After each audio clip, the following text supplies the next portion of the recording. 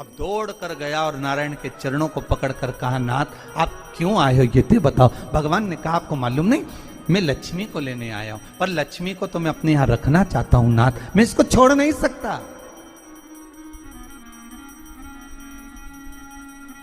मैं लक्ष्मी जी को छोड़ नहीं सकता, मैं इनको लेकर जाऊं। किसान रोने लगा। तब भगवान नारायण ने धनतेरस की पूजन का महत्व समझाया। तब भगवान ने धनतेरस की पूजन का महत्व समझाया।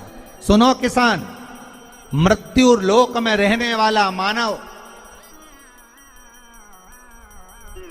अगर धनवंतरी की पूजन करता है, धनतेरस के दिन कार्तिक महीने में पड़ने वाली सुंदर त्रयोदशी तिथि को जो धनवंतरी की पूजन करेगा, उसके घर से लक्ष्मी कभी बाहर नहीं जाएगी। नारायण जैसे बोले तो किसान तुरंत प्रसन्न हो गया। प्रभु प्रभु आप मुझे वो उपाय, आप मुझे वो पूजा का प्रयोग, आप मुझे वो महत्व उस धनवंतरी पूजन का, उस धनतेरस की पूजन का बता दीजिए, जिससे मेरा कल्याण हो जाए, जिससे मेरा उद्धार हो। भगवान विष्णु बोले, किसान सुनो, ये धनवंतरी मेरा ही एक अंश होता है।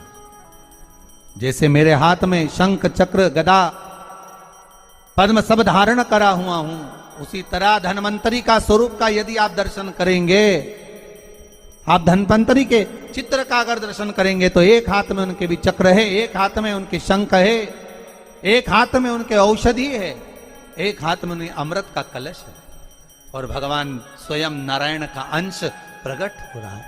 बोल धनवंतरी भगवान की, धनवंतरी भगवान की। कहते हैं धनवंतरी भगवान का प्रागट्य जब हुआ था, तो भगवान शंकर ने धनवंतरी देव को देखकर कहा, वाह रे प्रभु वाह, क्या सुंदर स्वरूप धारण कर आए हो। प्रभु जब मेरे लिए विष लेकर आए थे तब एक आनंद दूसरा था, पर आज अमृत लेकर आए हो, उसका आनंद दूसरा है। बहुत अलग अलग बातें महाराज जी। शिव महापुराण की कथा कहती है, दो तरह की वाणी होती है, एक में आपने क्रोध कर दिया, अपशब्द कह दिया, ताना दे दिया, गालियां दे दी, और एक शब्द अमृत का मीठा बोल दिए, प्रेम की वाणी बोल दी, उसका एक आनंद दूसरा है, उसका एक संबोधन दूसरा है। एक विष लेकर आ रहा है, एक अमृत लेकर आ रहा है। शिव जी कहते हैं जो अमृत लेकर आ रहा है उसका आनंद ही दूसरा है, उसके चेहरे की चमक ही दूसरी है। भगवान विष्णु कहते हैं, सुनो किसान, मैं आपको धनवंतरी पूजन का विधान बताता हूं। भगवान कहते हैं, किसान सुंदर कृष्ण पक्ष की त्रयोदशी को कार्तिक के महीने में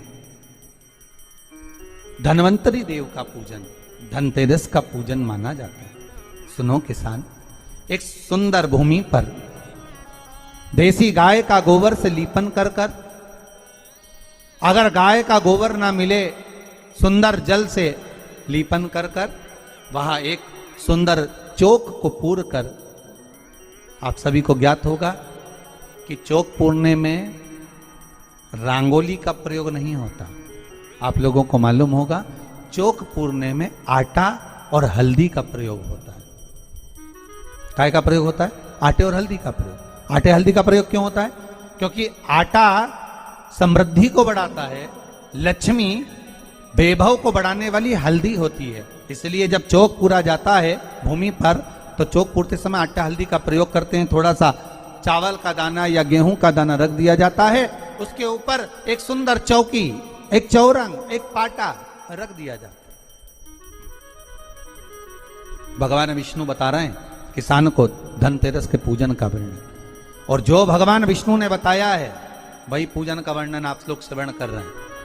आज धनतेरस है, आज धनतेरस का प्रयोग कर पूजन करें, और शिव महापुराण के इस भाव को, विष्णु पुराण के इस भाव को, स्कंद पुराण के इस भाव को आप धारण करें, और जो विधान भगवान विष्णु बता रहे हैं उसके हिसाब से, उसके अनुसार आप लक्ष्मी का पूजन, धनतेरस का पूजन करें। चौकी लगाएं, चौरंग लगाएं, पाटा लगाएं, उस पाटे पर एक सुंदर लाल वस्त्र धारण करा दें, लाल वस्त्र बिछा दें। एक थाली लें, उस थाली पर कंकु से, रौली से, कुंकू से गिला कर स्वस्तिक का निर्माण कर दें। स्वस्तिक का निर्माण कर घर में अगर चांदी का सिक्का हो, अगर चांदी का सिक्का नहीं हो, चांदी का कॉइन नहीं हो, तो अपने घर का 1 का सिक्का, 2 का सिक्का, 5 का सिक्का, 10 का सिक्का, जो भी आपके घर में हो वो कॉइन ले लें महाराज, उसको थाली के अंदर रख दें स्वस्तिक के ऊपर।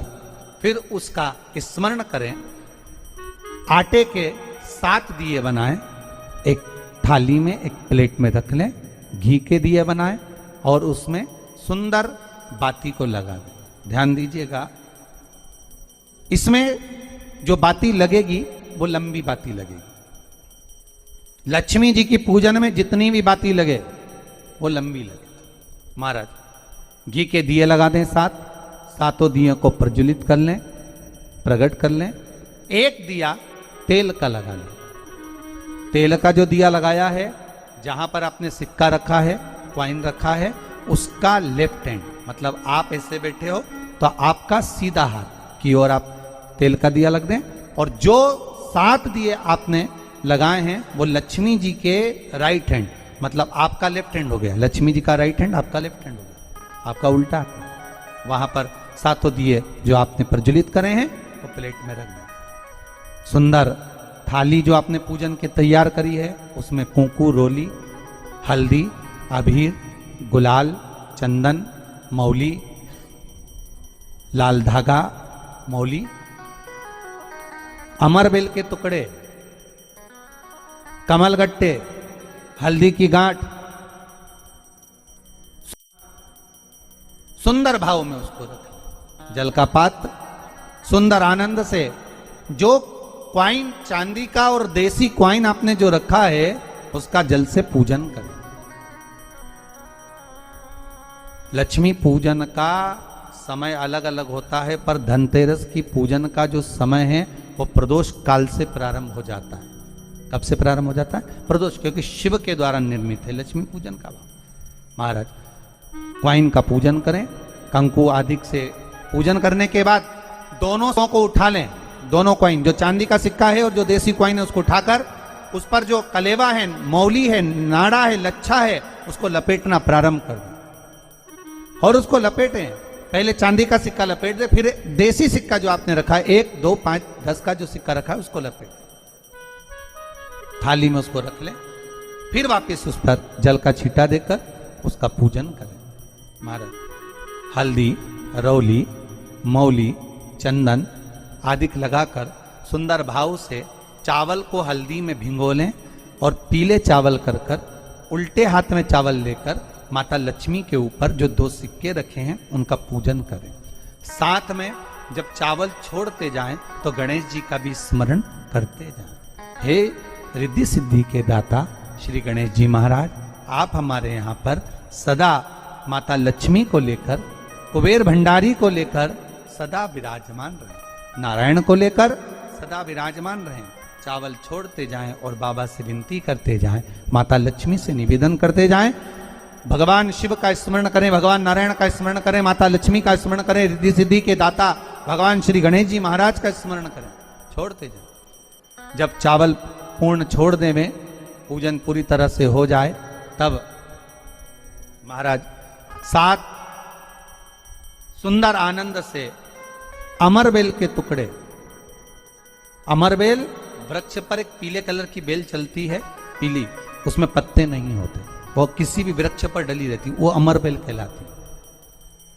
ये अमरबेल लक्ष्मी पूजन में, समृद्धि के लिए, मकान के मुहूर्त के समय पर, गृह प्रवेश के समय पर बहुत कार्य आते हैं।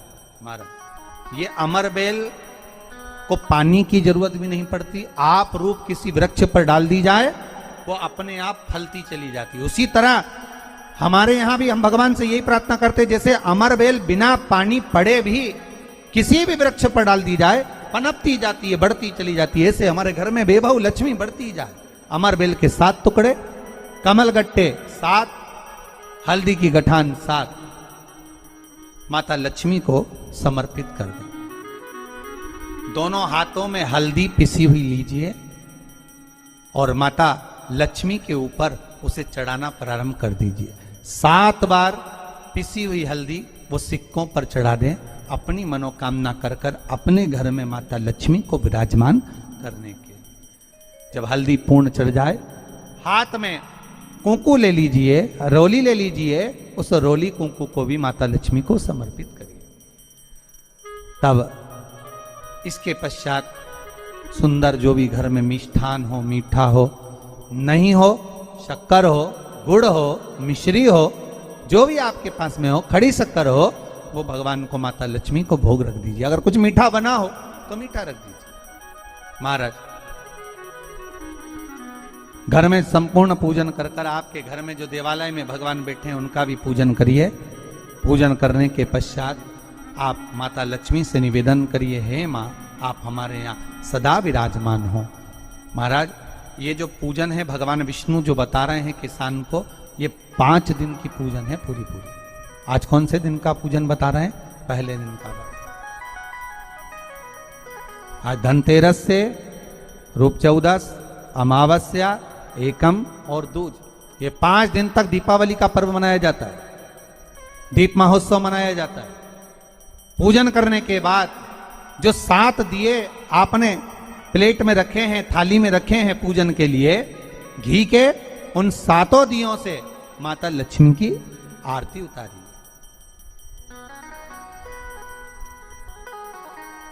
उन 7 दियों से माता लक्ष्मी का पूजन करिए। माता लक्ष्मी से विनती करिए, मां हम आपके पुत्र हैं, मां आप हमारे घर का रास्ता भूल गई हो, बहुत कष्ट है, बहुत दुखी है। पर भगवान शिव पर विश्वास कर कर, कुबेर भंडारी पर, कुबेरेश्वर महादेव पर विश्वास कर कर, भगवान नारायण के सुंदर प्रसंगों पर विश्वास कर कर, मां भगवान शंकर का अनुमोदन कर कर, हे मां आप हमारे घर में विराजमान हो। मां आप हमारे मार्ग को, हमारे घर को, हमारे घर के रास्ते को, हमारे घर के द्वार को आप भूल गई हो। मां हे बेबहू लक्ष्मी, हे धन लक्ष्मी, हे संतान लक्ष्मी, हे मां लक्ष्मी, हे धान्य लक्ष्मी, आप हमारे घर में विराजमान हो। 7 दीप जो प्रज्वलित करे हैं उससे माता की आरती उतारिए। फिर माता को झोली पसार कर प्रणाम कर कर भूमि पर नमन करो। जब झोली पसार कर प्रणाम करें, झोली को अपनी ओर गिरा लें और माता को नमन कर कर जो 7 दिए आपने लगाए हैं, उन 7 दिए को अलग अलग स्थान पर ले जाकर, जैसे घर के हॉल में, एक रसोई घर में, एक जहां पर आप लक्ष्मी रखते हो उस स्थान पर, एक घर के द्वार के पास में, एक तुलसी के क्यारे के पास में, ऐसे अलग अलग 7 स्थान पर उन दीप को रख दिया जाए। महाराज एक भगवान का जहां पूजन हुआ है, लक्ष्मी की जहां आराधना करी, एक दीप वहां पर भी रखा जाए। जो तेल का दिया लग रहा है उसके पास में, फिर कहेंगे तेल का दिया माता लक्ष्मी के उल्टे हाथ पर और घी का दिया माता लक्ष्मी के सीधे हाथ पर। मतलब जो सिक्के आपने रखे हैं उस सिक्के का उल्टा हाथ तेल का, मतलब आपका सीधा हाथ होगा जहां तेल का दिया रखाएगा, और जहां आपका उल्टा हाथ होगा जहां पर घी का दिया लगा, वहां माता जी का सीधा हो गया, आपका उल्टा हो। माता का स्मरण, माता लक्ष्मी से निवेदन करिए, हे मां कृपा सागर, करुणा सागर, मां आप भगवान विष्णु के साथ विराजमान हुए, आप भगवान नारायण के साथ में हमारे यहां सदा विराजमान हो। मां ऐसी कृपा कर दीजिए। महाराज मां से विनती कर कर बड़ा उत्साह, बड़ा उमंग, बड़ा आनंद रखना, ये भाव रखना घर में। भगवान विष्णु कहते हैं किसान से, हे किसान आपने अगर धन्वंतरी की पूजन करी है, धनतेरस की पूजन करी है, कोई वस्तु, कोई सामग्री अगर आप लेकर आए हो, कोई पात्र लेकर आए हो, कोई तांबे का पात्र लाए हो, जो भी वस्तु आप नहीं लेकर आए हो उसका भी पूजन उसी दिन कर लेना चाहिए।